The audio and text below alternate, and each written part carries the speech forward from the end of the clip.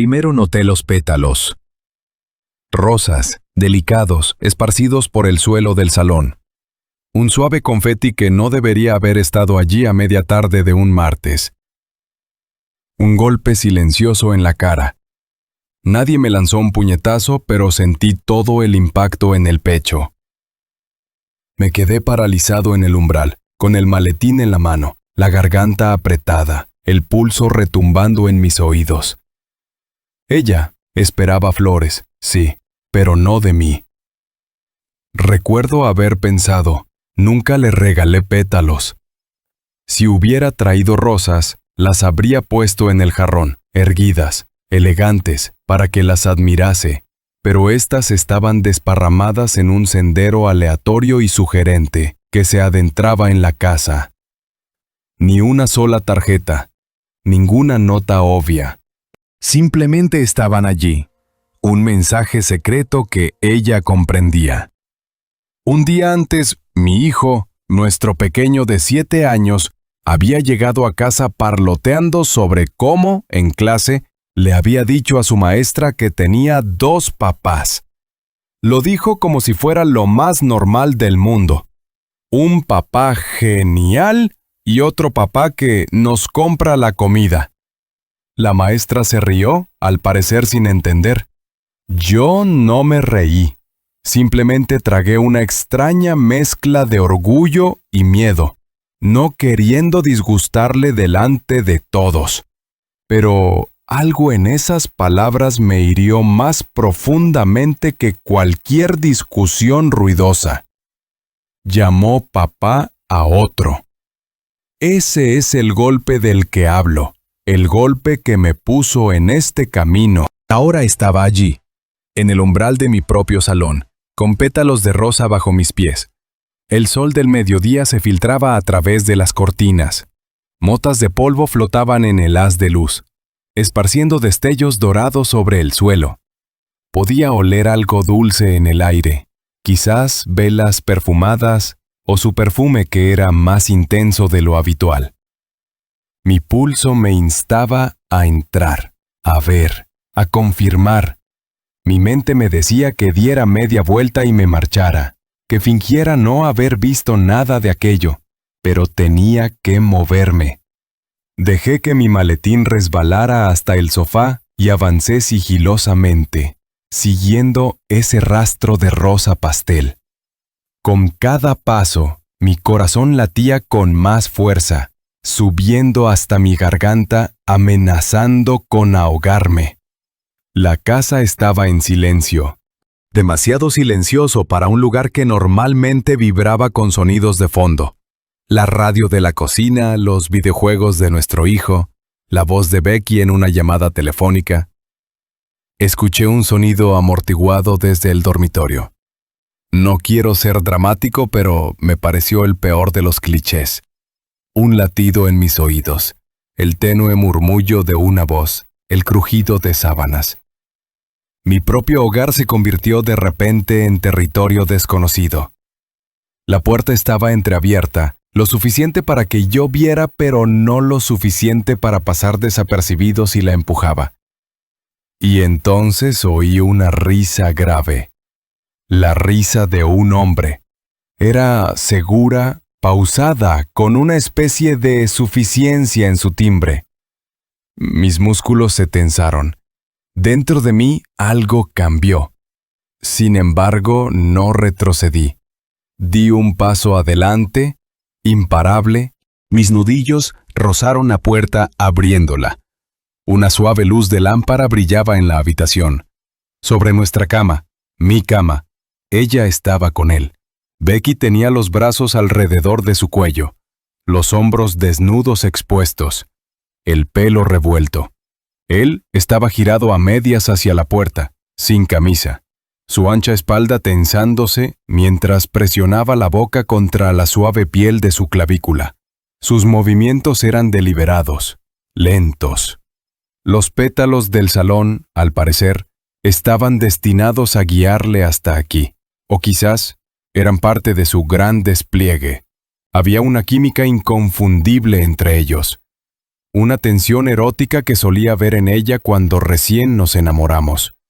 Estaban tan absortos el uno en el otro, que al principio no me sintieron.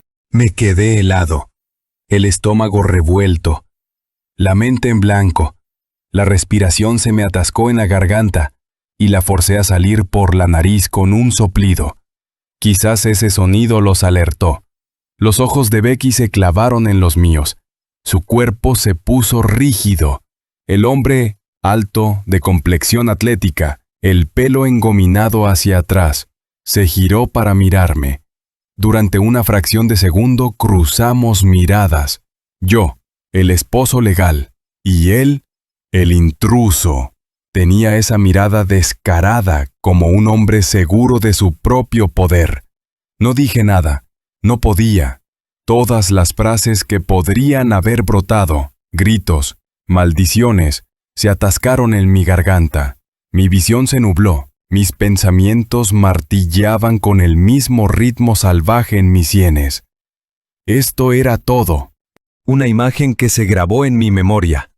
Una imagen que ninguna lágrima ni disculpa podría borrar.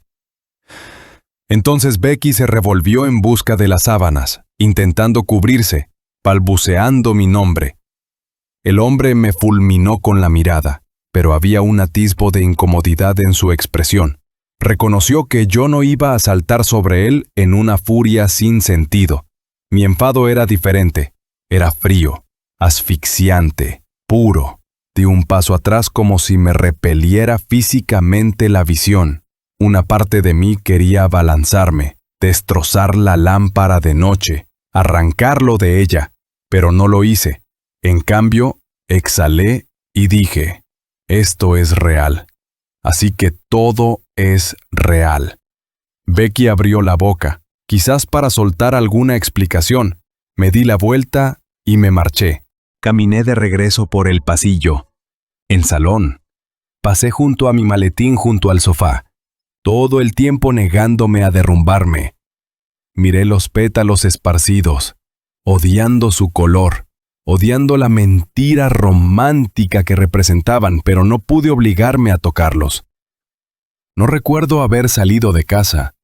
Sí recuerdo estar de pie en la entrada mirando mi reflejo en la ventana del coche. Vi a un hombre que apenas reconocía. Ojos vacíos, rostro tenso, puños apretados.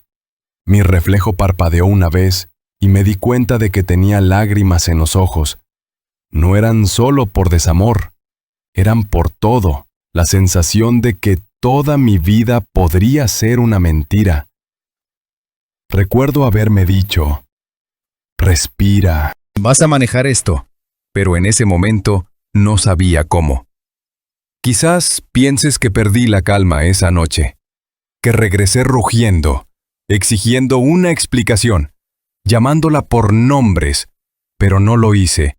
Pasé la noche sentado en mi coche, estacionado cerca de un viejo restaurante fuera de la ciudad, dejando que el motor se mantuviera en marcha hasta que se quedó sin gasolina. Pasaron horas. Las luces de la calle parpadearon. Mi teléfono vibró unas cuantas veces. El nombre de Becky en la pantalla, luego mi jefe, luego Becky de nuevo. Miré el teléfono, pero nunca respondí. Simplemente me quedé allí, entumecido, frío, como si mi cuerpo se hubiera convertido en piedra. Finalmente me encontré de vuelta en la casa. El coche del amante se había ido. Las luces estaban apagadas. Becky debió de estar esperando, preocupada, quizás paseando.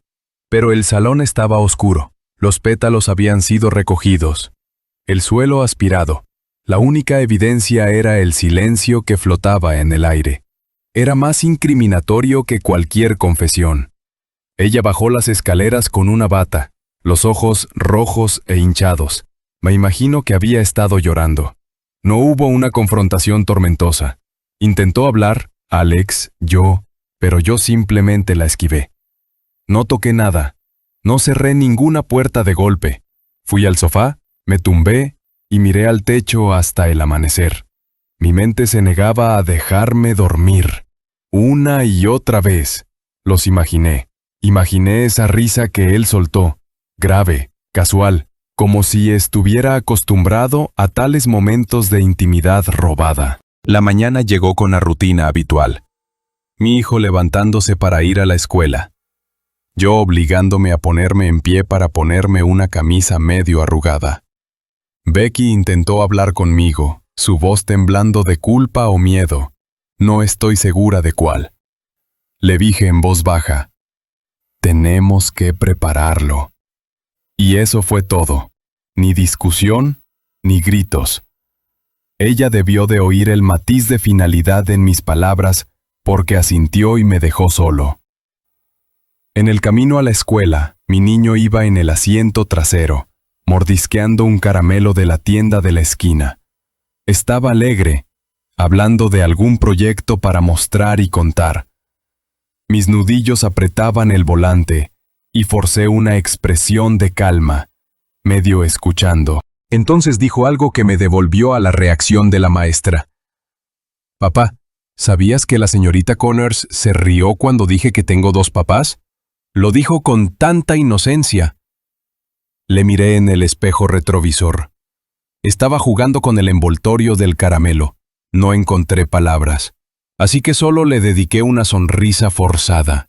Y en ese instante me pregunté, ¿el amante de mi esposa también lo trata como a un padre?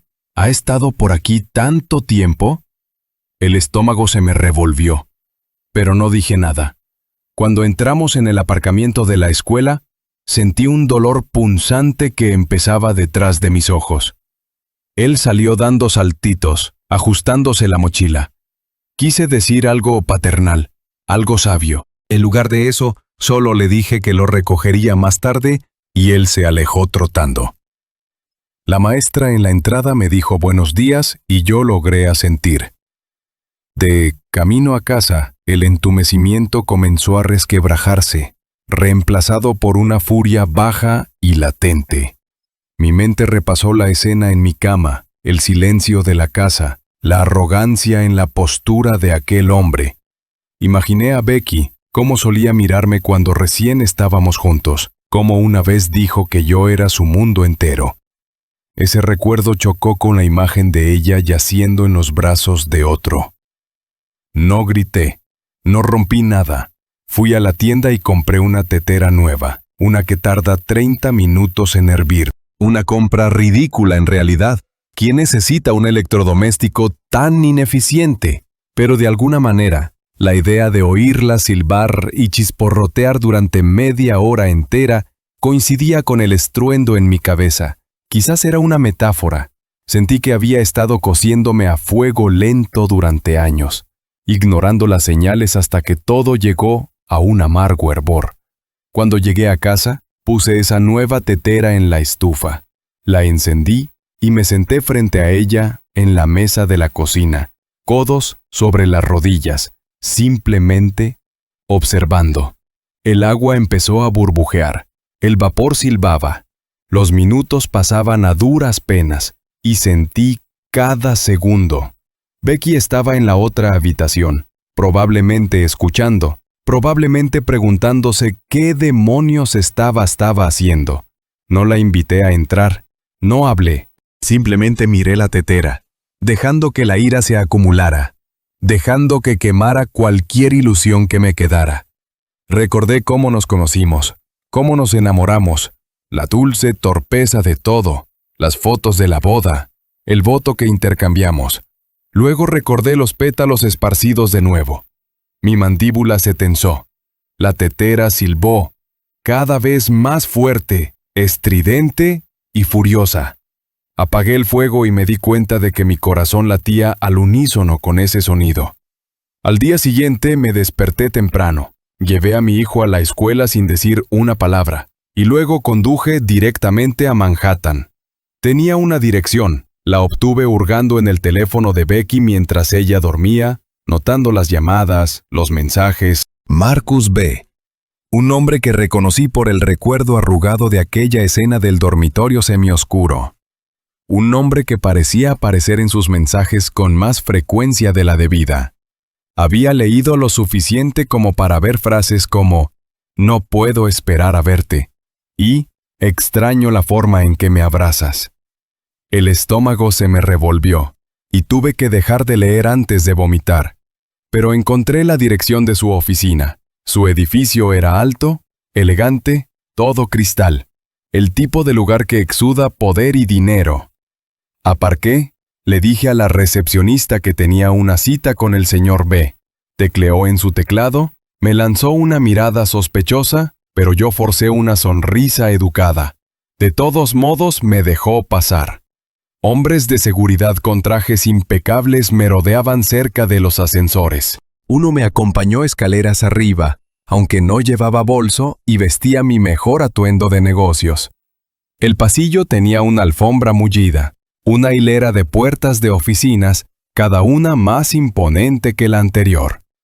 Podía oír llamadas telefónicas, tratos cerrándose, risas distantes detrás de puertas cerradas. Cuando salí, una joven asistente, debía de ser una secretaria, me saludó educadamente, preguntó mi nombre. Alex Foster, dije. Vengo a ver al señor B. Estaba a punto de decir algo cuando lo vi a través del muro de cristal de una oficina esquinera. Marcus B., el hombre, el amante de Becky, estaba inclinado sobre un escritorio, enfrascado en una conversación con otros dos trajeados.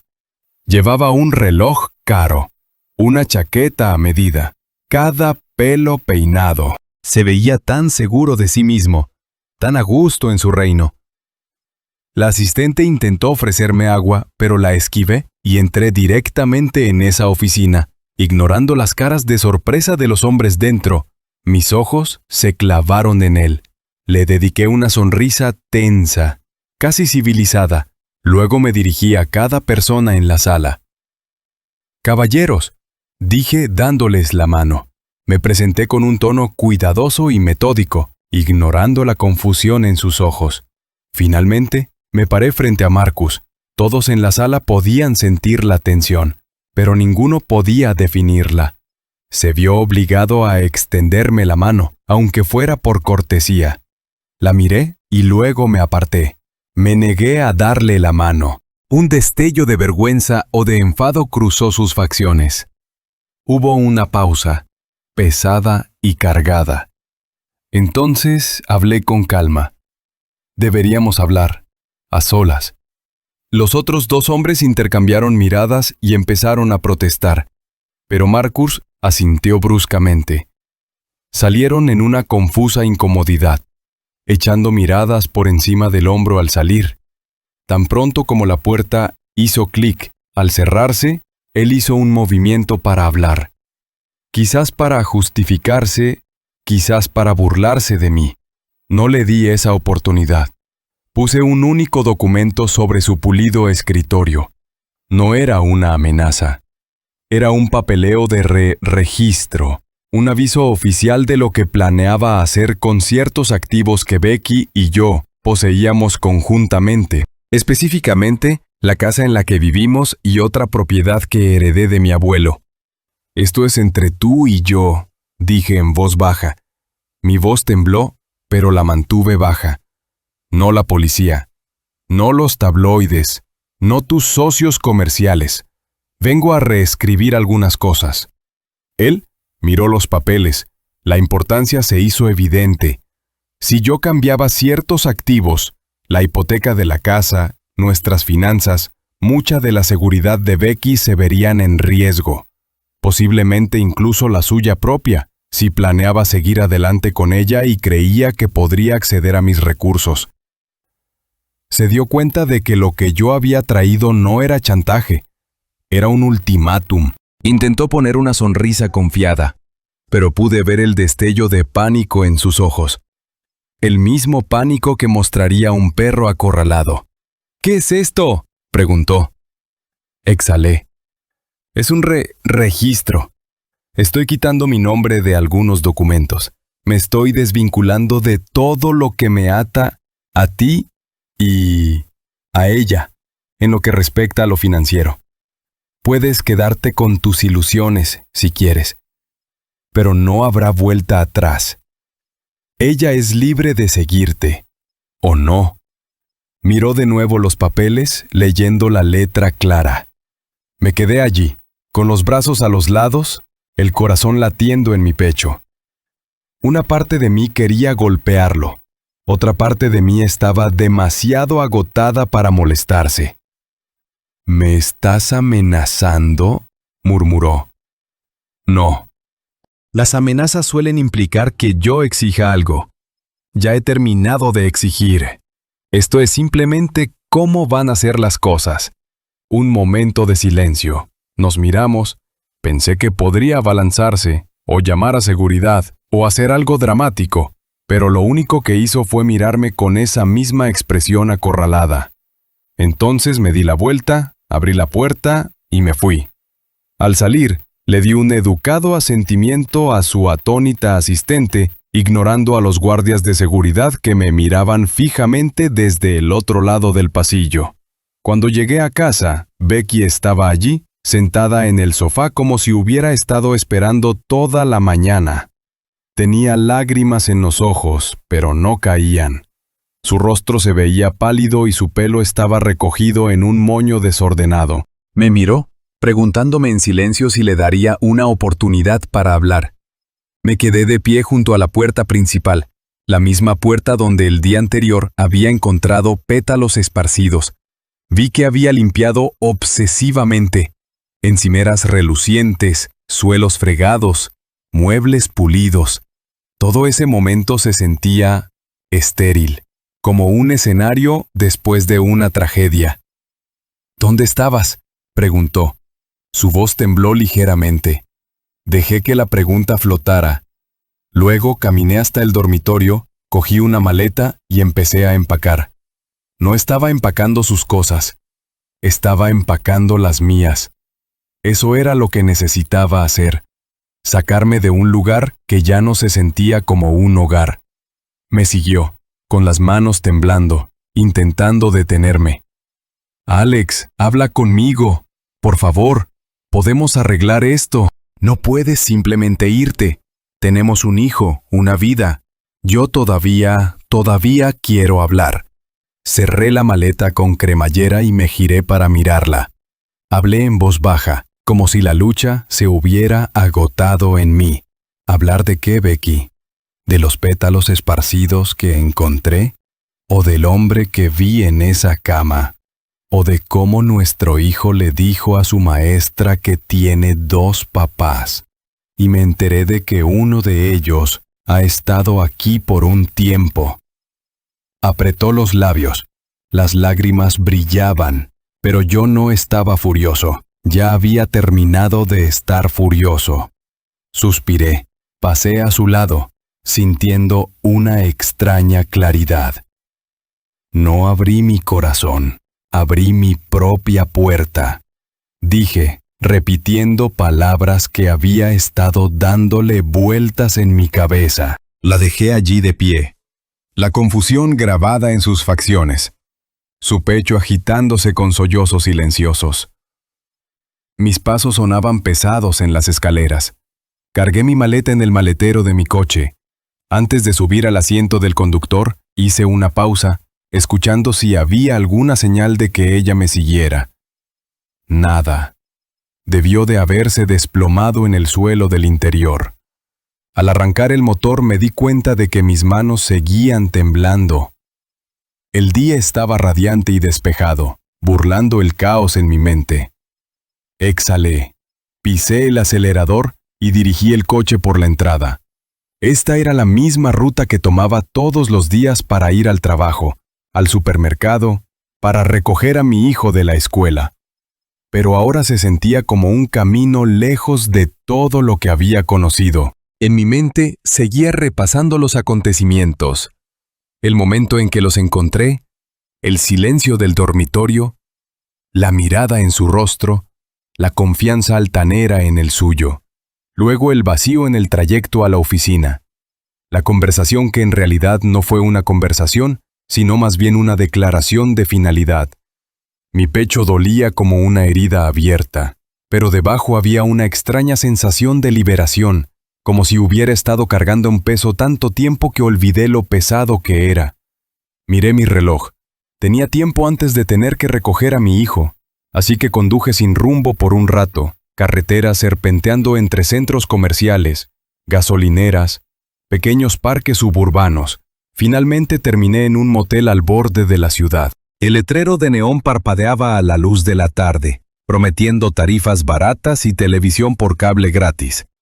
Aparqué, entré, pedí una habitación. La recepcionista era un adolescente aburrido que me dio la llave. La habitación estaba rancia, la alfombra desgastada, las cortinas deshilachadas, pero estaba en silencio y nadie me conocía allí.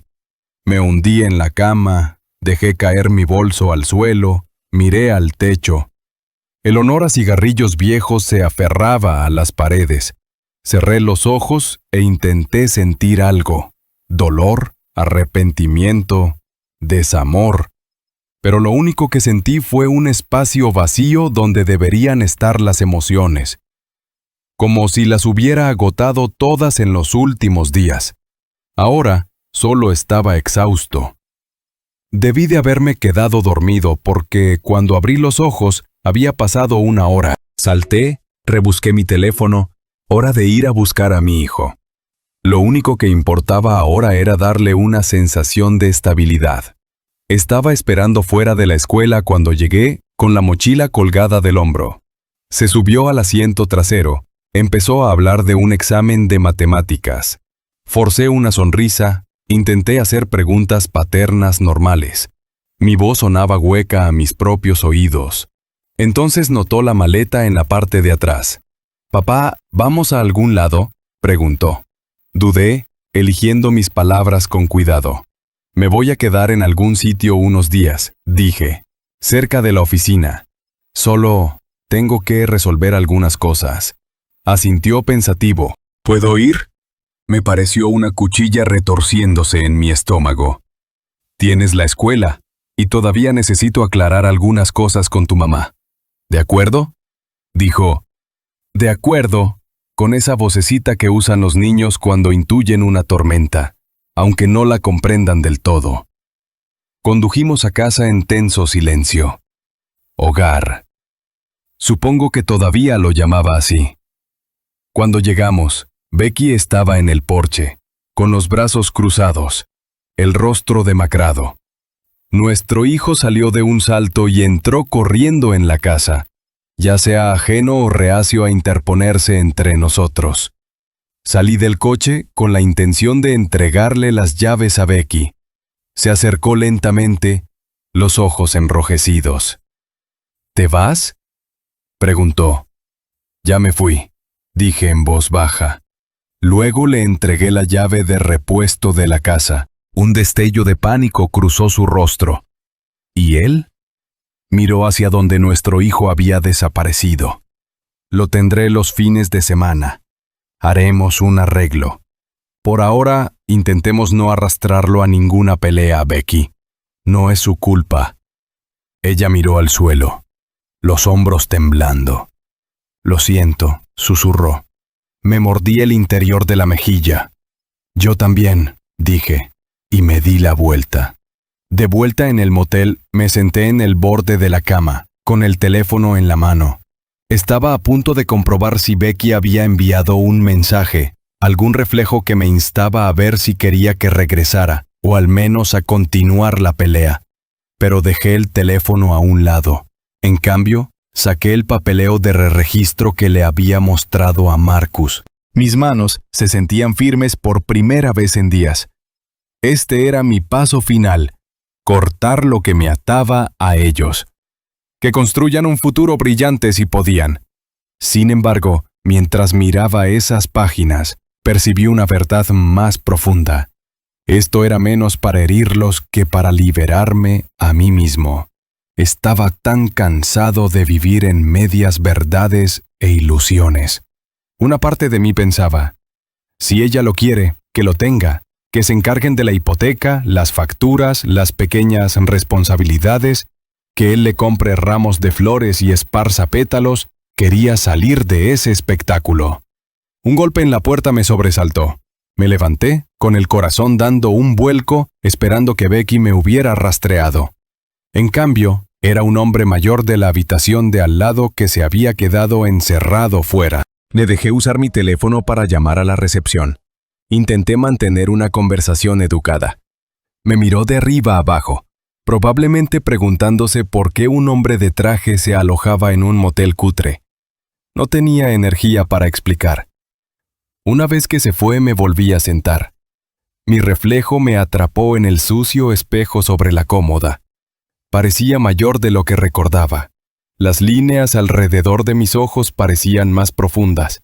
Mi pelo tenía más canas de las que me daba cuenta. Esto es lo que hace el desamor, pensé.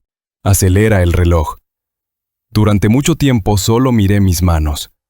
Pensé en mi hijo, en cómo protegerlo de este lío turbulento. Una parte de mí quería volver a entrar en esa casa, cogerlo en brazos y no dejar que volviera a ver a Becky ni a aquel hombre.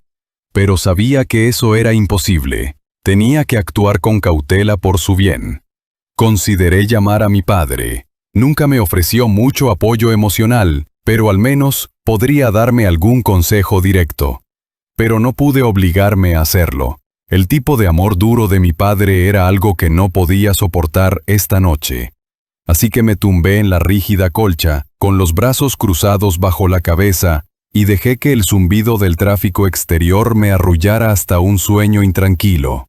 La mañana me encontró agotado, pero decidido. Tenía una cita temprana en el banco, finalizando algunos cambios que eliminaban cualquier propiedad conjunta que Becky y yo compartíamos en ciertas cuentas.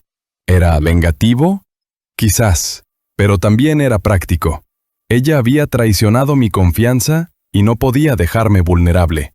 Al mediodía, sentí que había dado todos los pasos necesarios para el futuro inmediato. Me senté solo en mi coche, con el almuerzo intacto a mi lado, y me di cuenta de que se suponía que debía estar en la oficina, respondiendo correos electrónicos, haciendo mi trabajo. Pero, ¿cómo podía concentrarme en hojas de cálculo o informes financieros cuando mi vida personal estaba hecha pedazos? Miré mi teléfono. 4 llamadas perdidas de Becky, algunos mensajes de mi jefe. Leí los mensajes de Becky. Eran breves, desesperados. Por favor, Alex, déjame explicar. Tenemos que hablar de nuestro hijo. Cometí un error, lo siento. Un error, pensé, como olvidar un aniversario o perder las llaves del coche. Excepto que no fue un solo desliz, fue todo un laberinto de mentiras que culminó en el día que los encontré en nuestra cama. El recuerdo volvió a arder, apretándome la garganta. Aún así, nuestro hijo era parte de esto. No podía simplemente desaparecer. Así que respondí con un mensaje que decía: lo recogeré de la escuela hoy. Mantengamos las cosas normales para él. Eso fue todo. Cuando llegué ya estaba esperando fuera. Tenía la misma pregunta nerviosa en los ojos. Papá, ¿vienes a casa ahora? Forcé una pequeña sonrisa, posando una mano en su hombro. No esta noche. Ya encontraremos algo pronto.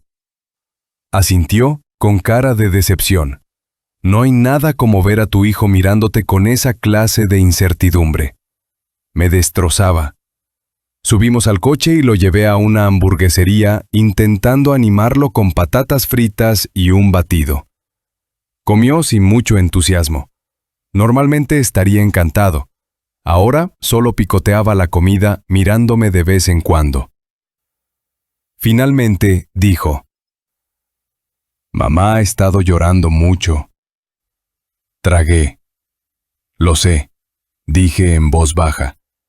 A veces los adultos pasamos por cosas que nos ponen tristes. Giró una patata frita en ketchup. ¿Mamá y tú estáis enfadados el uno con el otro? ¿Es porque dije que tengo 2 papás? Mi pecho se contrajo. No, campeón, dije, extendiéndome por la mesa para apretarle la mano. Eso no es culpa tuya en absoluto. Es entre mamá y yo. Son cosas de adultos. Frunció el ceño como si no me creyera del todo, pero no insistió.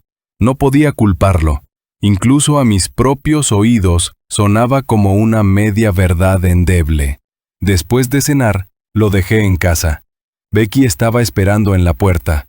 La abrió, me lanzó una mirada suplicante, pero me quedé en el coche. Nuestro hijo entró corriendo y ella salió al porche, con los brazos cruzados sobre sí misma como si tuviera frío. Bajé la ventanilla. Empezó a hablar, pero la interrumpí suavemente. Llámame si me necesitas para algo con él. Por lo demás, me pondré en contacto. Se quedó allí, en silencio, mientras me alejaba. Esa noche, tumbado en la cama del motel, no podía dormir.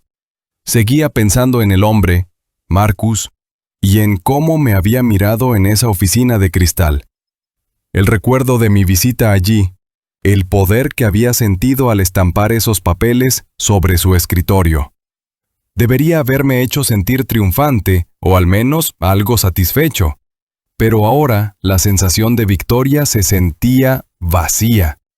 Apagué las luces y dejé que la oscuridad me envolviera. El tenue zumbido del parpadeante letrero de neón del motel se filtraba a través de las cortinas, pintando sombras fantasmales en las paredes. Las miré hasta que se difuminaron. Mis pensamientos se desviaron hacia Becky, como solíamos reír en la cama, como se echaba el pelo detrás de la oreja cuando estaba nerviosa. Ahora, todo eso quedaba eclipsado por el recuerdo de ella con él. Me di cuenta de algo crucial. Mi venganza tenía un precio y lo estaba pagando. Claro, había cortado algunos lazos, protegido mis finanzas, humillado a ese hombre en su dominio, pero por dentro, era yo el que se sentía destripado, vacío. Becky podría llorar, podría arrepentirse. Marcus podría intentar salvar su orgullo, pero yo era el que no podía dormir, el que veía sus cuerpos entrelazados cada vez que cerraba los ojos. Alrededor de las 2 de la mañana, me levanté y me miré en el espejo. «Estás vivo», dije en voz baja, pero mi voz sonaba como la de un extraño. Al día siguiente, me encontré llamando a un abogado de divorcios. Fue una conversación surrealista, ambientada contra el telón de fondo de un motel barato. El abogado hizo preguntas estándar sobre bienes, custodia, motivos de la separación. Mis respuestas salieron en un monótono, como si estuviera recitando frases que había memorizado, no describiendo mi vida real. Para cuando colgué, me sentí aliviado y aterrorizado al mismo tiempo. Logré encajar algunas llamadas de trabajo. Intenté fingir que todo era normal. Mi jefe estaba preocupado porque me había ausentado sin permiso, pero mascullé algo sobre una emergencia familiar.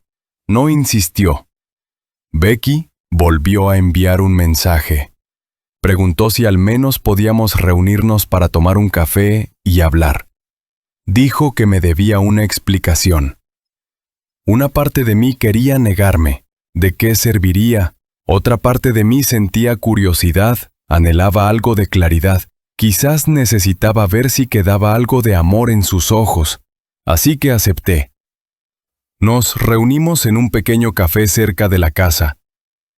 Llegué primero, eligiendo una mesa en un rincón tranquilo. Cuando entró, parecía cansada, con ojeras bajo los ojos. No llevaba maquillaje y su pelo estaba recogido en una simple coleta. Se sentó frente a mí y por un momento nos miramos fijamente. Noté su anillo de bodas aún en el dedo. La visión me revolvió el estómago. «Gracias por venir», susurró. No dije nada.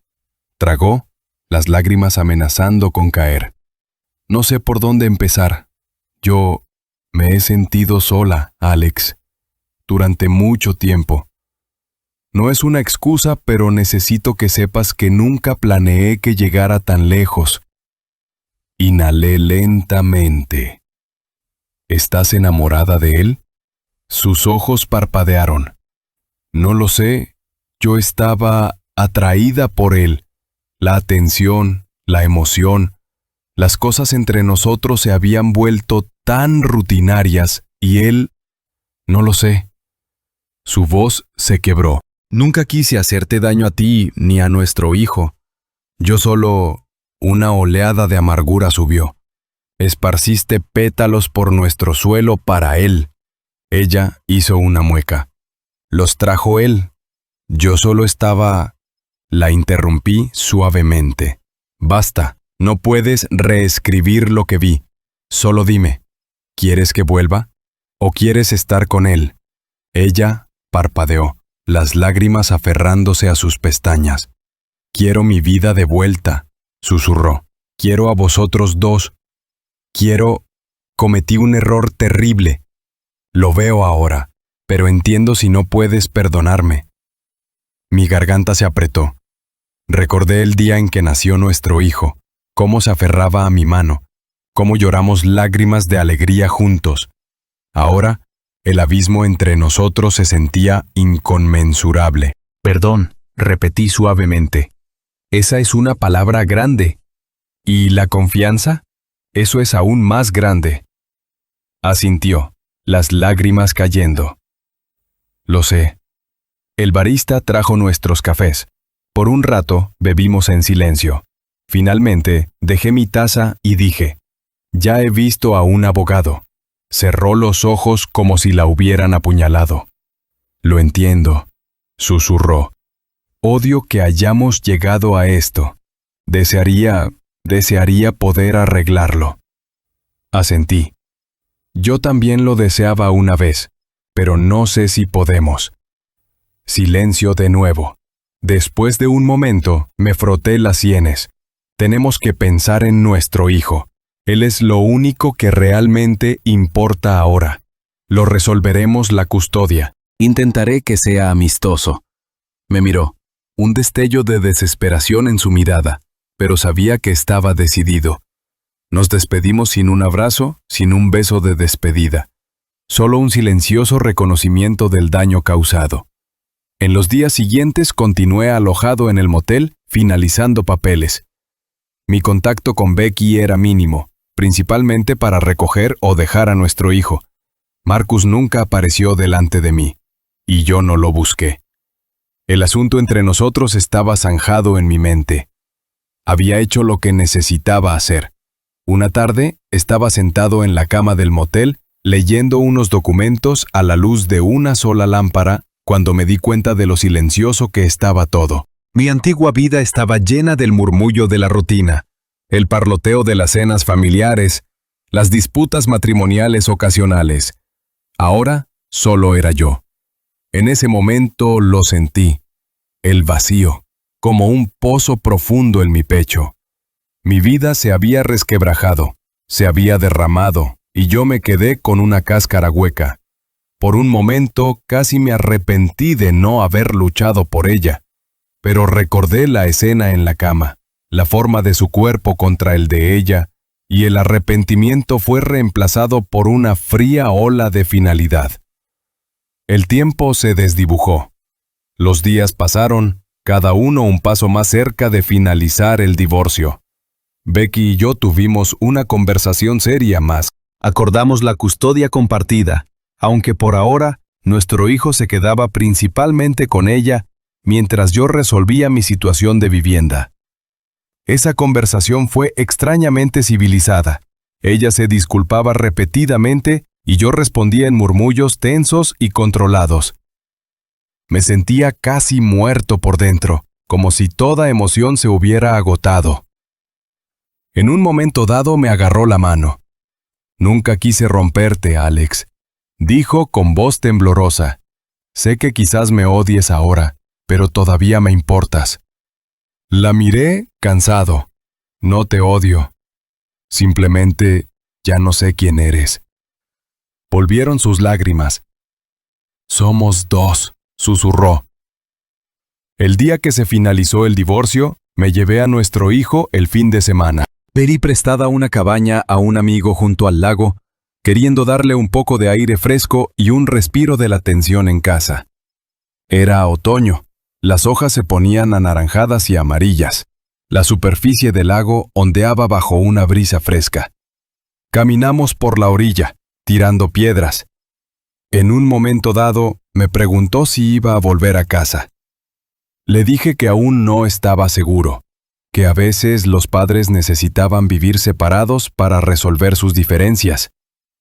Intenté endulzarlo, pero no hay una forma real de ocultar un divorcio a un niño de 7 años. Parecía tan triste que casi me destrozó. Esa noche asamos malvaviscos en la chimenea. Finalmente se quedó dormido en el sofá, con un s'more a medio terminar en la mano. Lo llevé a la cama, lo arropé y me quedé allí, bajo la tenue luz de la lámpara, observando cómo respiraba. Sin importar lo que Becky o Marcus hicieran, este niño era mi hijo. Si tenía que aferrarme a algo bueno en todo este caos, era él. La confrontación final con Becky ocurrió una mañana lluviosa, 2 semanas después de que el divorcio fuera oficial. Fui a recoger algunas pertenencias que me quedaban, ropa, algunos libros, algunos objetos personales que no había agarrado en mi éxodo inicial. Ella estaba de pie en el salón, con los brazos cruzados, observándome en silencio mientras me movía. Encontré la tetera nueva, la que hervía durante 30 minutos, escondida en un armario. Casi me río, esa extraña compra parecía tan simbólica ahora. La dejé allí sin comentarios. Mientras empacaba la última caja, susurró: «Marcus quiere volver a verme». Hice una pausa, el corazón latiendo sordo. «Esa es tu elección», respondí. Ella asintió temblorosa. Lo rechacé, al menos por ahora. Necesito espacio, no sé lo que quiero. Exhalé lentamente. Una extraña mezcla de alivio y amargura se encendió. ¿Me importa todavía?, pregunté. Sus ojos se llenaron de lágrimas. Supongo que no. Cogí la caja, caminé hasta la puerta principal. Ella me siguió. Afuera, la lluvia caía con un tamborileo constante. Coloqué la caja en mi maletero. Luego la miré. «Cuídate», dije suavemente, girando la llave en el contacto. Se quedó en el porche, abrazándose a sí misma, el agua goteando del alero sobre ella. Me fui. La vida continuó. Me mudé del motel a un modesto apartamento cerca de mi trabajo. Las paredes estaban desnudas, los muebles mínimos, pero era mío, libre de fantasmas. Colgué una sola foto enmarcada de mi hijo en la pared, y eso era suficiente para mí.